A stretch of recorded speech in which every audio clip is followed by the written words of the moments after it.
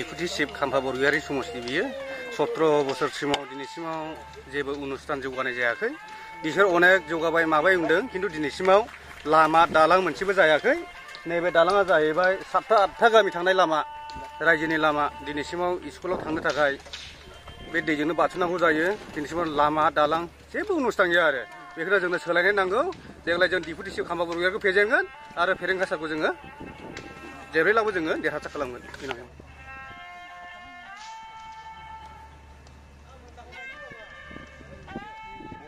जोंनि बे साम' दैसा दैनि थाखाय माने जों 7-8 गामिनि गथ'फोर माने जोंहा स्कुलाव थांनो बहुद उसुबिदा जाबाय माने जों बोसोरफ्रामबो बिदिनो रायजो बानायो समनि आंखालाव जोङो रायजो राजाफ्रा समाव टाइमखौनो मोना जायो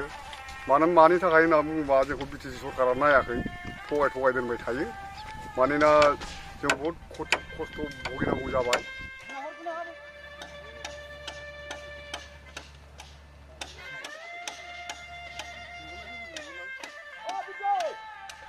माने जोंनि थाखाय मानो नायाखै जों बेखौ बुंनो हाया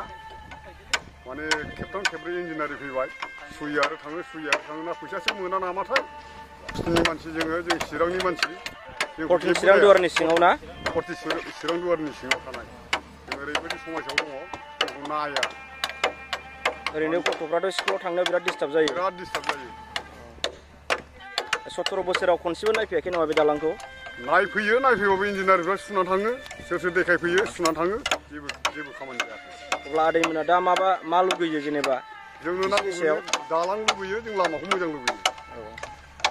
जोंनि थाखाय बिराद सुबिदा आरो जों लुबैथारो सोलायनायखौ नांगौ जों जेब्लाबो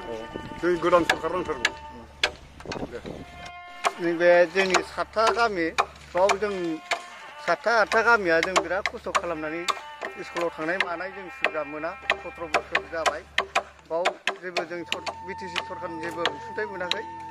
ओरै जों 7-8 गामिया बाव जों सेमोनबो 300 खांलायनानै लामा खोदों बाव जों नांगौ बायदि सुबिदा मोनो जोंनि गरिब गुन्द्रानो 300 खांनाबाबो जों बेखौ खोना लादो आरो बे 300खौ आरो नैबे दालांखौथ' बोसोरफ्रामबो जों बानायो बेनिफ्राय ओरै खावला एरिया ओरै थुसुं दैसा बेफोरजोंबो दैखर लामा बेफोरनि आंखाल जों बोसोरफ्रामबो बेफोरबायदिनो औवा दालां बानायनानै खस्थ' मस्थ' गावनि दैज्लां हाखु खदाल जावनाय माबा जावनाय खालामनानैबाबो जों लामाखौ सुबिदा खालामनानै लाग्रोनांगौ आरो